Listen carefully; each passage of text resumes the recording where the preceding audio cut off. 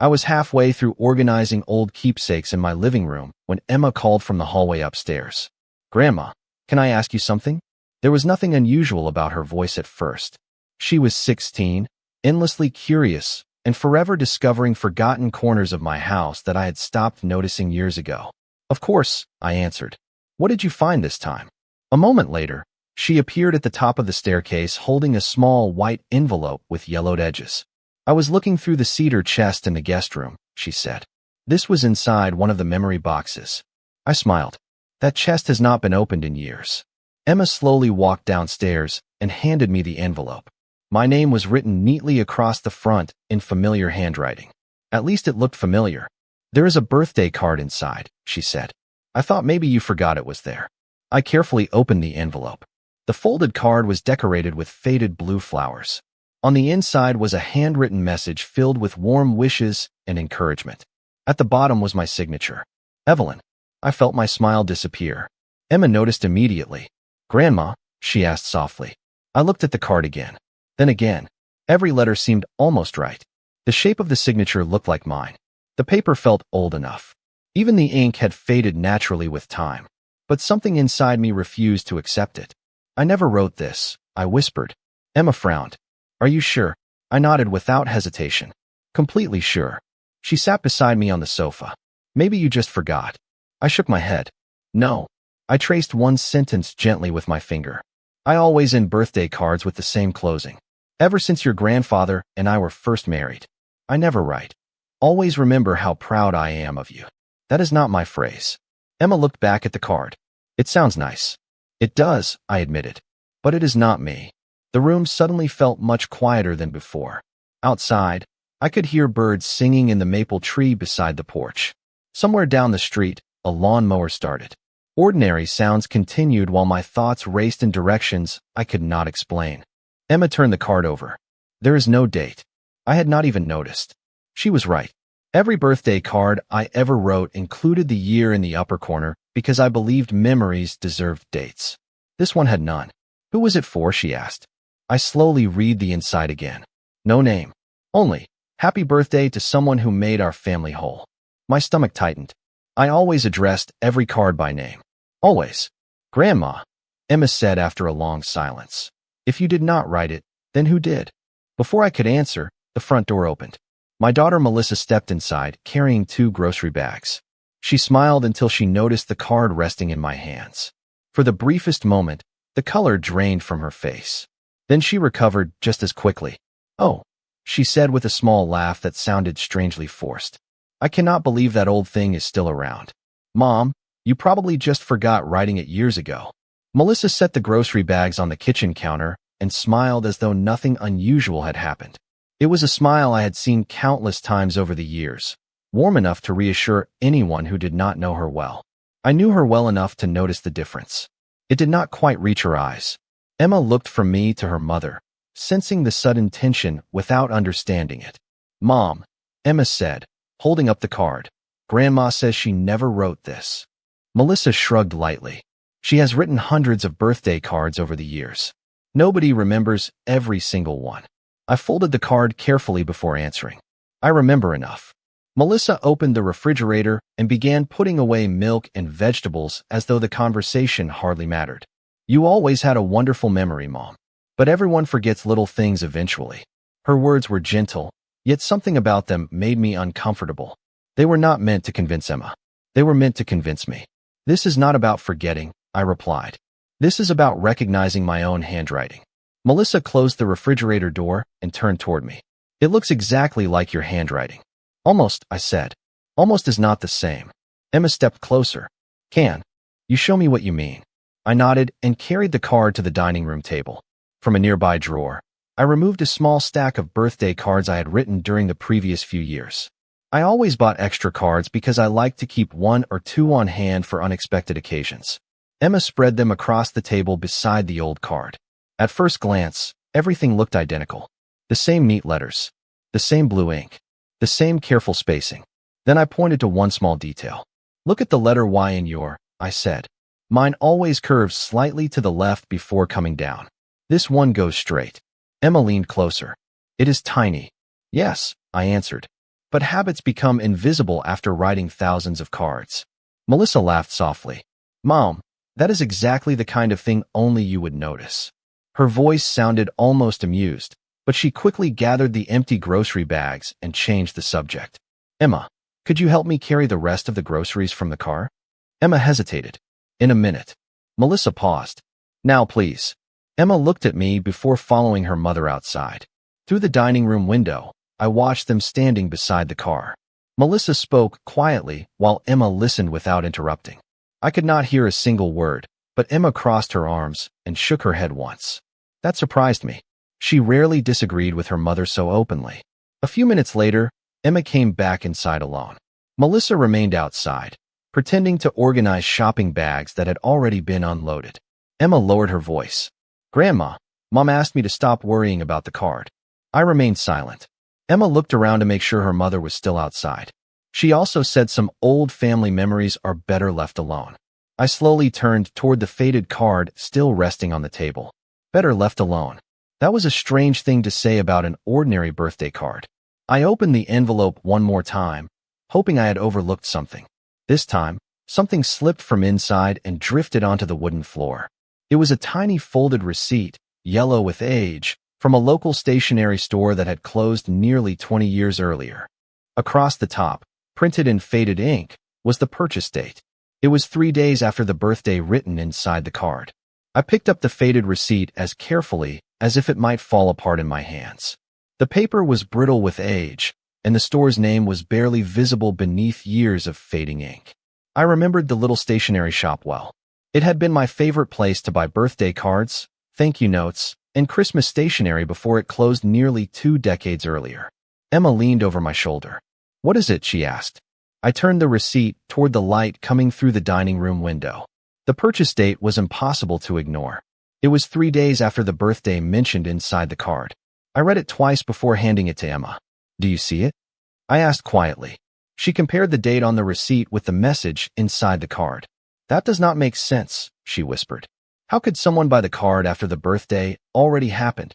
Exactly, I replied. Unless this receipt was never supposed to stay inside the envelope. Emma looked toward the front door where her mother was still outside speaking on the telephone.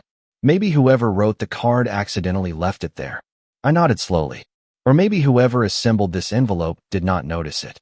That thought unsettled me more than I wanted to admit. The envelope suddenly felt less like an old keepsake and more like something that had been carefully put together long after the event it claimed to remember. Emma carried the card and receipt into the kitchen while I made tea. Neither of us spoke for several minutes. Finally, she asked, Grandma, do you keep everything from birthdays? I smiled faintly. Almost everything. Your grandfather used to tease me because I labeled every box and every photograph. Then maybe there are more clues.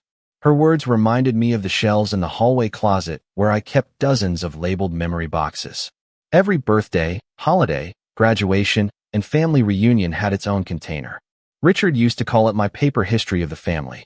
We spent the next hour carefully bringing several boxes into the living room. Melissa eventually came back inside, glanced at the growing stack, and sighed. Mom, you really do not need to dig through all of this. I looked up at her. Why not? She folded her arms. Because old memories have a way of creating new problems. Emma frowned. That sounds backwards. Melissa forced another smile. I only mean people remember things differently. Dates do not remember differently. I answered, holding up the receipt. Melissa's eyes settled on the small piece of paper for only a second before she looked away. You are reading too much into this. Then she quietly excused herself, saying she had an early meeting the next morning. After she left, Emma and I continued sorting through the boxes. Most contained exactly what I expected. Birthday photographs, handwritten notes, school drawings, newspaper clippings. Then, near the bottom of a box labeled Family Celebrations, Emma pulled out a small photo album wrapped in a faded blue ribbon. This one is different, she said. The cover had no label. I could not remember ever seeing it before. I untied the ribbon and opened the first page. Every photograph inside showed familiar faces, familiar smiles, and familiar birthdays. Yet something immediately felt wrong. Every single picture had neat handwritten captions beneath it. The handwriting matched the mysterious birthday card perfectly, and none of the captions had been written by me. Emma carefully turned the first page of the album while I remained perfectly still. My heart was beating much faster than I cared to admit. At first glance, every photograph seemed exactly as I remembered. Family birthdays, smiling faces, homemade cakes, wrapped presents, Richard laughing with frosting on his nose after Emma's 4th birthday, Melissa helping decorate the dining room with balloons. They were all moments I had lived, yet the handwritten captions beneath them felt strangely unfamiliar. "Grandma," Emma whispered. "These look like your letters." "They are trying to," I answered. "But they are not." I picked up a magnifying glass from the nearby bookshelf. Years of labeling photographs had taught me that tiny details often revealed more than obvious ones. The handwriting copied my style remarkably well. The spacing between words was almost identical. Even the loops on certain letters had been practiced carefully. But whoever wrote these captions always crossed the letter T from left to right. I had crossed mine from right to left ever since elementary school. It was such an unusual habit that Richard used to tease me about it. Emma watched me compare several pages. "So somebody copied your handwriting?" "Somebody studied it," I replied quietly. "That is much different." We continued turning pages. Most captions simply described ordinary moments. Family birthday. Our best celebration. A perfect day together. Nothing seemed suspicious until we reached the middle of the album. There was a photograph of Melissa standing beside a birthday cake, smiling broadly while holding a wrapped gift. I remembered taking that picture. I remembered Richard standing beside me with the camera bag over his shoulder. But the caption underneath stopped me cold. It read, "The birthday that healed our family forever." Emma looked at me. "Do you remember writing that?" I slowly shook my head. "No." "Do you remember saying it?" Again I shook my head. "No." The sentence sounded almost theatrical. I had never described family moments that way. Richard always believed memories spoke for themselves. We rarely wrote dramatic captions beneath photographs. We simply recorded names, dates, and places. Facts mattered more than feelings because feelings changed over time. Before I could examine the next page, the front door opened again. Melissa had returned. "I forgot my sunglasses," she called. She walked into the living room and immediately noticed the album lying open across the coffee table. Her expression changed before she could hide it. "Where did you find that?" she asked. Emma answered honestly. "It was in the family celebrations box." Melissa stepped forward quickly and reached for the album. "Those old scrapbooks are falling apart. Let me put it away before more pages come loose." I gently placed my hand on the cover before she could pick it up. "No," I said calmly. "We are still looking through it." For several long seconds, neither of us moved. Finally, Melissa withdrew her hand and forced another smile. "Mom, it is just an old album." "Then why are you so eager to take it?" I asked. She hesitated only briefly before answering. "Because old photographs can bring back painful memories." Without another word, she picked up her sunglasses from the hallway table and quietly left the house again. Emma waited until the front door closed before speaking. "She did not come back for the sunglasses," she whispered. I looked down at the album resting beneath my hand. Tucked between the next 2 pages was the corner of another folded document. It was not a photograph. It was a single sheet of notebook paper written entirely in the same unfamiliar handwriting that had been pretending to be mine. Emma carefully slid the folded sheet of notebook paper from between the album pages and placed it on the coffee table. Neither of us spoke for several seconds. Somehow, unfolding that single page felt more important than opening the birthday card had. The paper crackled softly as I flattened it with both hands. The handwriting was unmistakably the same as the mysterious captions and the birthday card.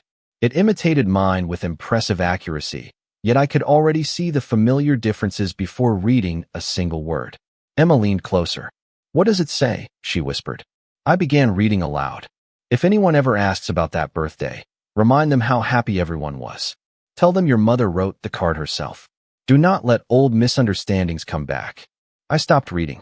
The room became completely silent. Emma looked at me with wide eyes. "That is not a birthday message," she said quietly. "No," I replied. "It sounds like instructions." I continued reading. The note never mentioned a name.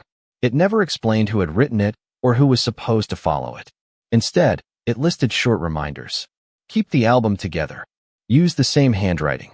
Do not discuss the missing afternoon. Every sentence raised more questions than it answered. Emma slowly sat back against the sofa. "Missing afternoon?" she repeated. I shook my head. I do not know what that means. I wanted to believe there had to be some innocent explanation. Perhaps it was part of an old family project or a joke I had forgotten. But deep inside, I already knew it was neither. Someone had deliberately created false memories. Worse still, someone had expected those memories to survive for years. Emma looked toward the hallway. Do you think Mom knows about this? I hesitated before answering. She recognized the album the moment she saw it. Emma lowered her eyes. She also wanted us to stop looking. I folded the note carefully and slipped it back inside the album. We are not accusing anyone, I said gently. Not yet. We need facts before conclusions. Richard had repeated those words throughout our marriage. Facts first. Feelings second. I had lived by that rule for decades, and I was not about to abandon it now. After Emma left for home that evening, I carried the album into my study. Every important family document had its own place in that room. Old calendars, address books, letters Richard had written while traveling for work, boxes filled with birthday invitations stretching back nearly 30 years. If this strange note referred to a specific birthday, perhaps one of those records would still exist. I opened the filing cabinet marked family celebrations and searched for the year that seemed most likely based on the photographs. Within minutes, I found a small folder containing invitations, shopping lists, and receipts from that same birthday season. Everything looked ordinary until I reached the bottom. There, tucked beneath a grocery receipt, was a folded guest list in my own unmistakable handwriting. I compared it with the photograph from the album. My guest list included 14 names. The photograph showed 13 people. One name on my original list had been neatly crossed out in blue ink. It was not crossed out in my handwriting.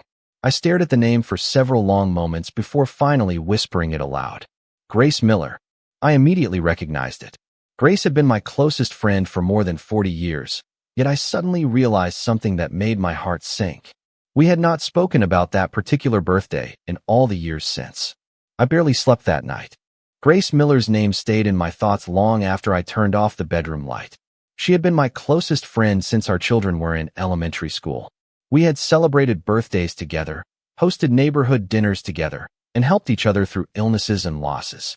Yet when I tried to picture the birthday from the album, Grace's face refused to appear clearly in my memory.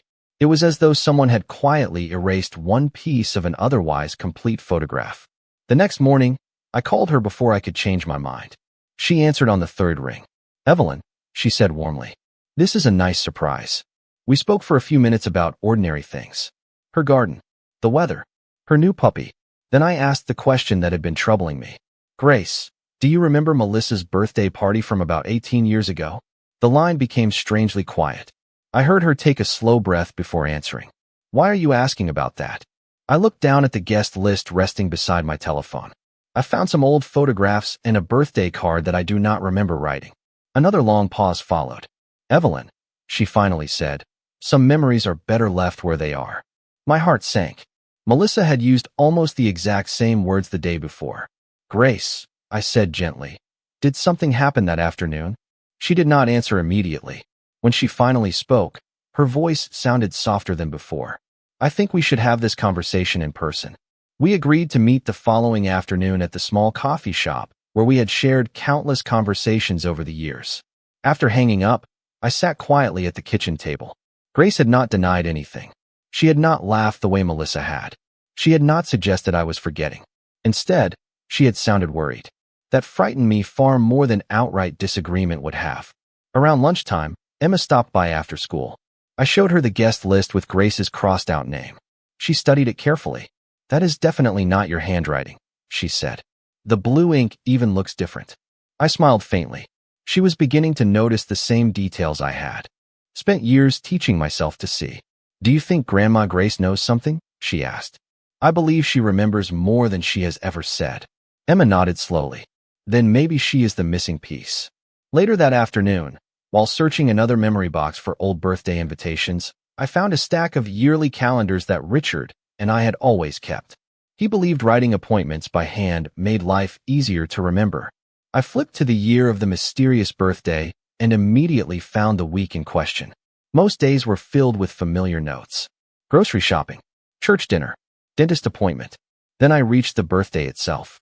The square for that Saturday was almost empty except for one sentence written in Richard's unmistakable handwriting. It simply read, "Talk to Grace before Melissa arrives." I stared at those 6 words for a long time. Richard almost never wrote reminders involving other people unless something truly mattered. More unsettling was what came next. The page for the following Sunday had been neatly torn out of the calendar. Every month before it was intact. Every month after it was intact. Only that single day was missing. As I carefully turned the pages, a small folded slip of paper slid from the binding and landed on the table. It was part of the missing calendar page. Across the top, still visible despite the tear, were 3 handwritten words in Richard's familiar script. "Do not tell." I held the torn piece of calendar paper so carefully that I was afraid my hands might damage it. Richard's handwriting was unmistakable.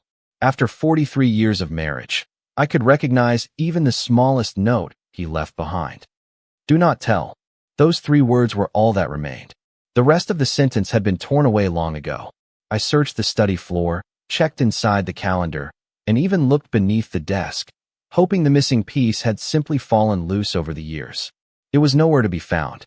Emma arrived a few minutes later, carrying 2 cups of hot chocolate from the cafe near her school. She smiled until she saw my expression. "Grandma, what happened?" I showed her the torn paper without saying a word.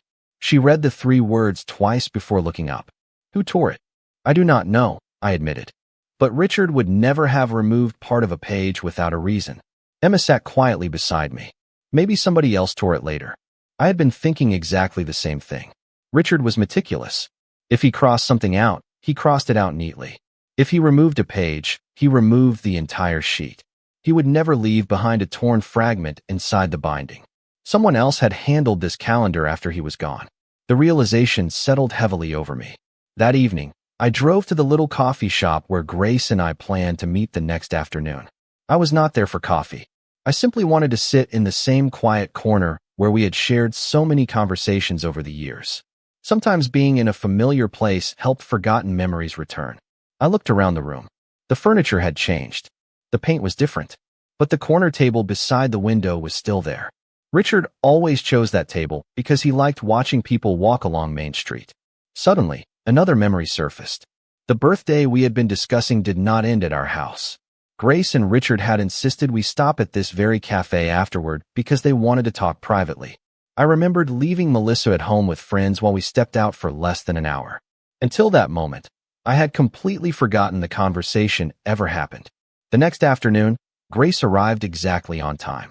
She looked older than the last time we met, not because of her age, but because of the worry on her face. After we ordered coffee, neither of us spoke immediately.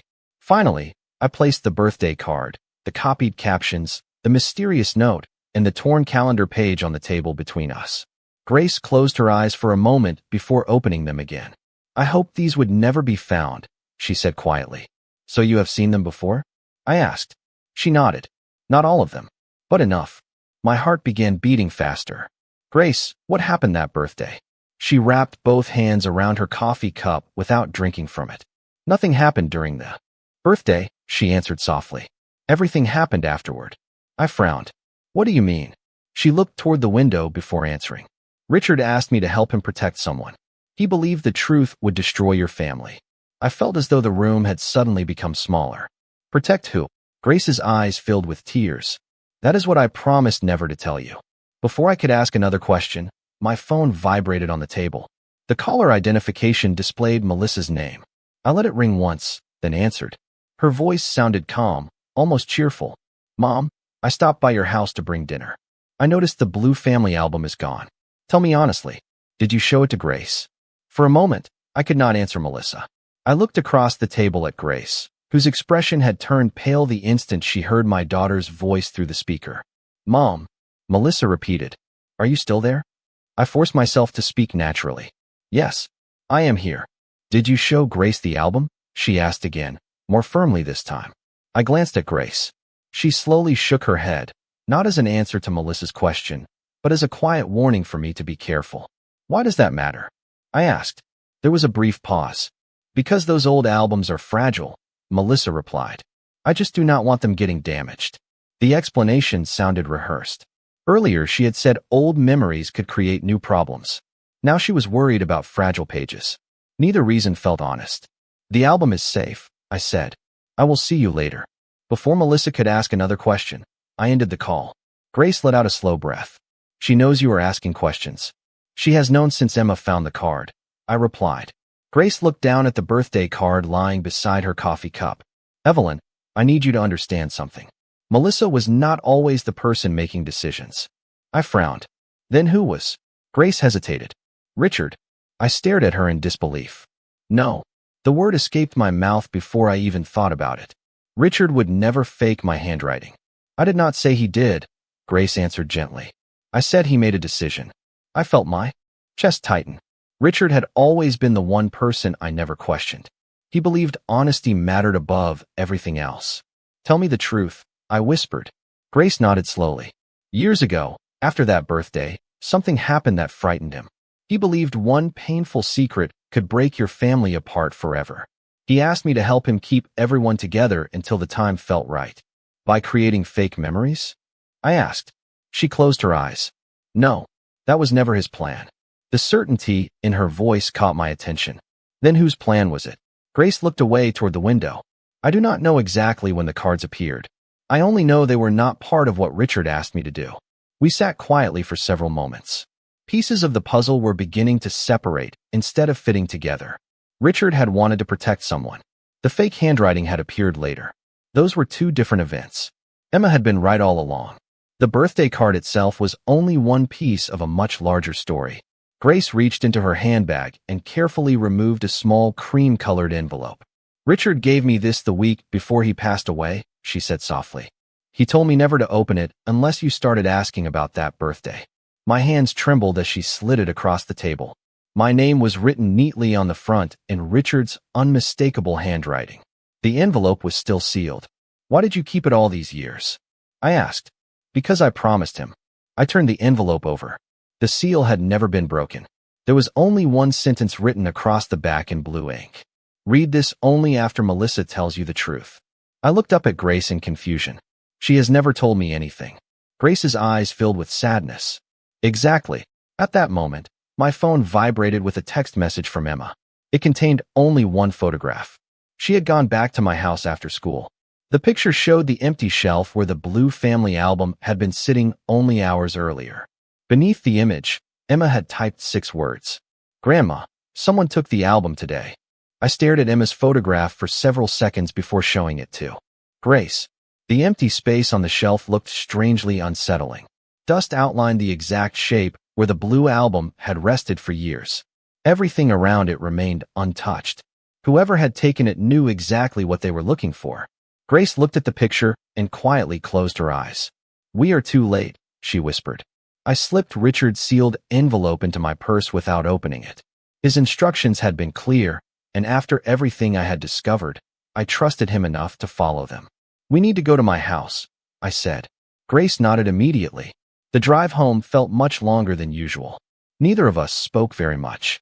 My thoughts kept returning to Melissa's phone call. She had known about the album before anyone told her it had been found. Then, only hours later, it disappeared.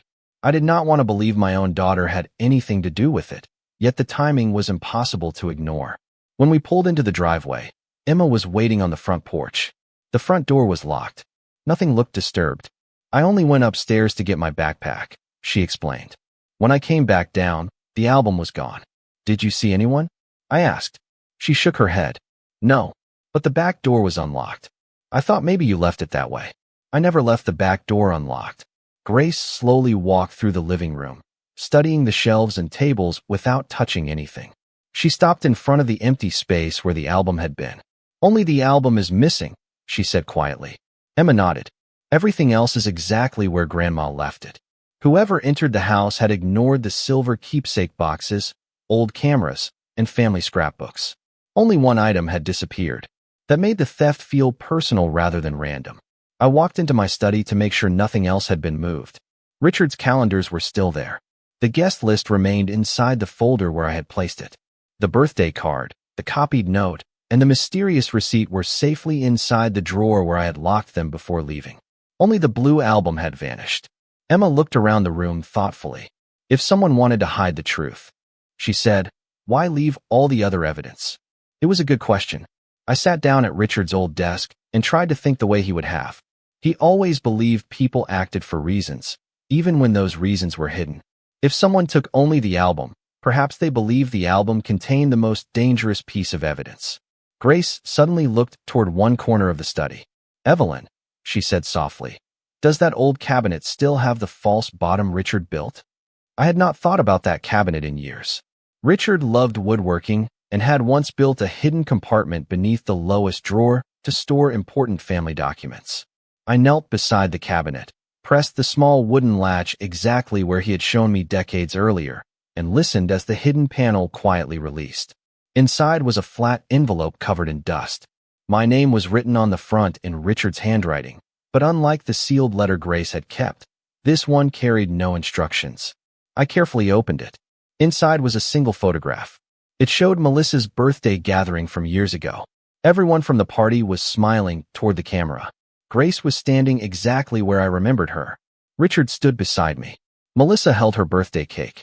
But something immediately caught my attention. In every other copy of this photograph, one person had been missing. In this original print, standing quietly beside Melissa with one hand resting gently on her shoulder, was a young woman I had never seen before. For several long moments, none of us spoke. Emma leaned closer to the photograph, while Grace slowly covered her mouth with one hand. I looked from the unfamiliar young woman to the faces of everyone else in the picture. Richard looked relaxed. Grace was smiling naturally.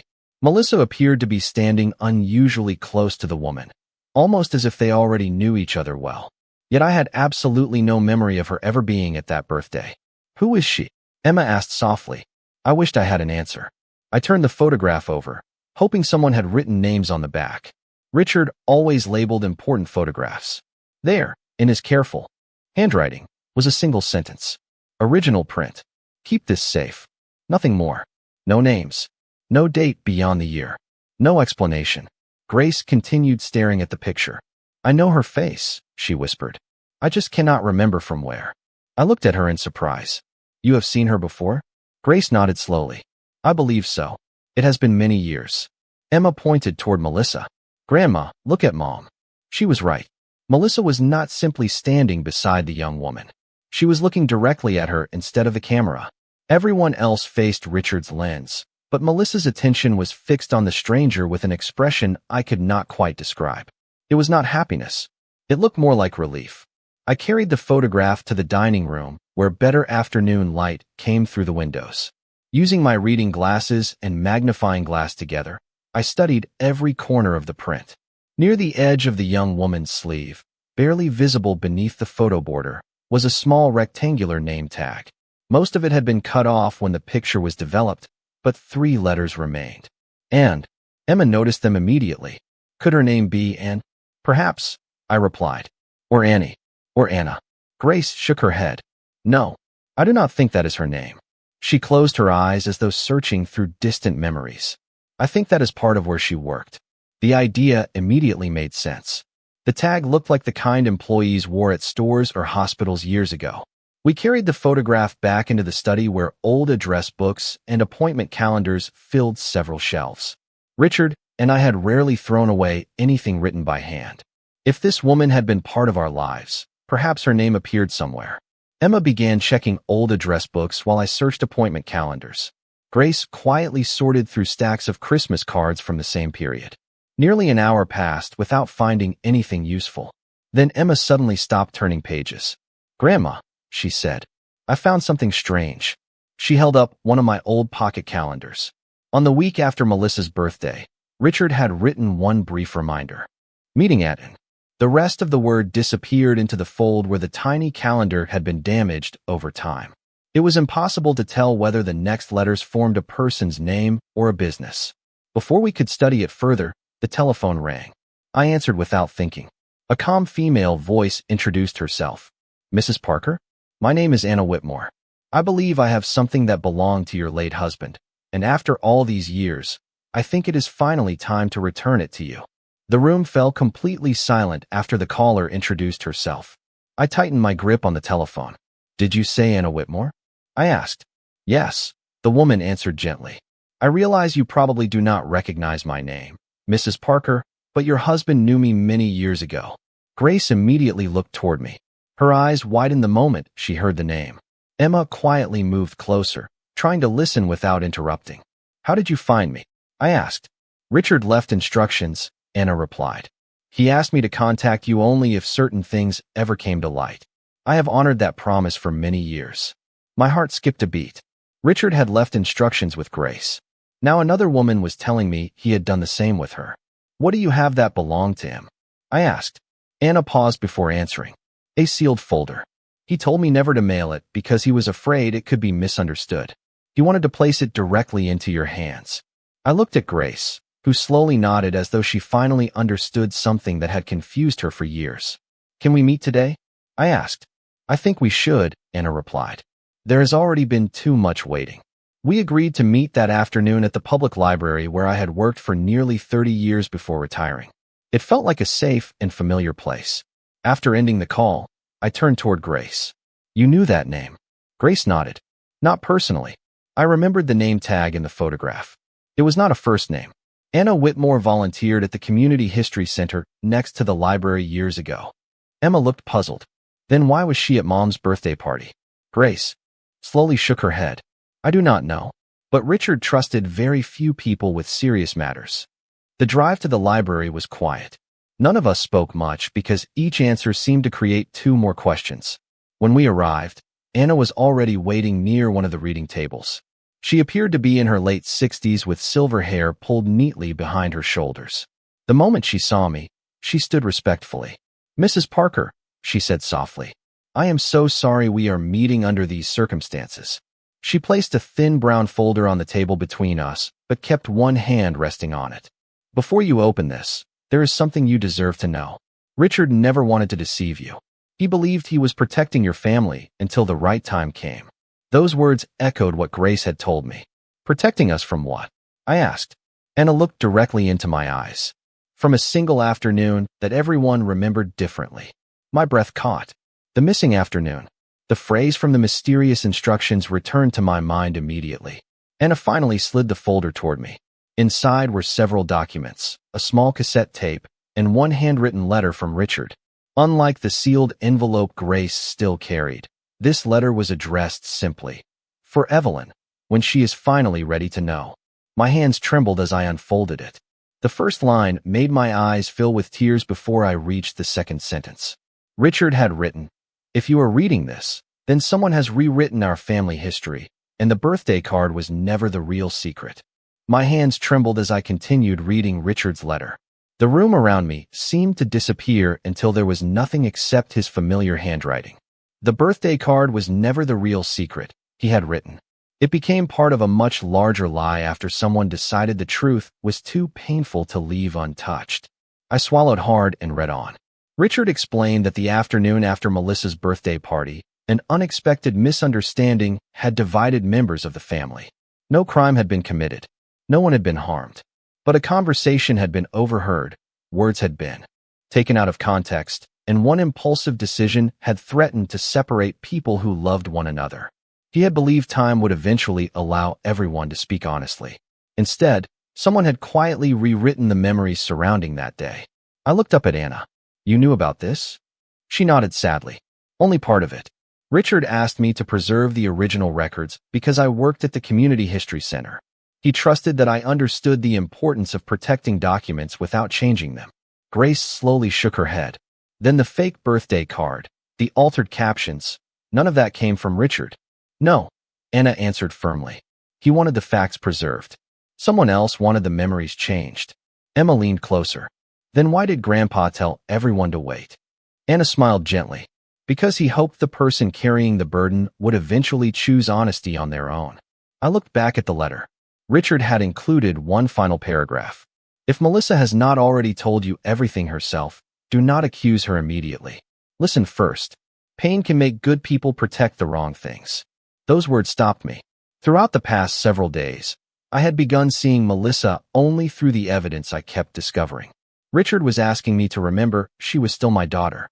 We returned home with the folder, the cassette tape, and both of Richard's letters safely locked inside my purse. Emma made tea while Grace quietly examined the old cassette. "Do you still have a player for this?" she asked. I smiled faintly. Richard never threw anything away. A few minutes later, I opened the cabinet beneath the television and found the small cassette recorder we had used decades earlier. Dust covered the top, but after replacing the batteries, the machine came to life with a soft click. We placed the tape inside, but did not press play. "Not yet," I said. "I want Melissa here." Grace nodded in agreement. Richard clearly wanted the truth heard, not argued about. Almost as if summoned by those words, a car pulled into the driveway. Through the living room window, I saw Melissa step out holding the missing Blue family album against her chest. She stood beside her car for several moments before walking slowly toward the front door. Her shoulders looked heavy, and the confidence she usually carried had disappeared. Emma quietly whispered, "She brought it back." Before anyone could move, the doorbell rang. I took one deep breath, picked up Richard's unopened cassette recorder, and walked toward the front entrance knowing that, for the first time in many years, my daughter might finally be ready to tell the story that no birthday card had ever been able to hide.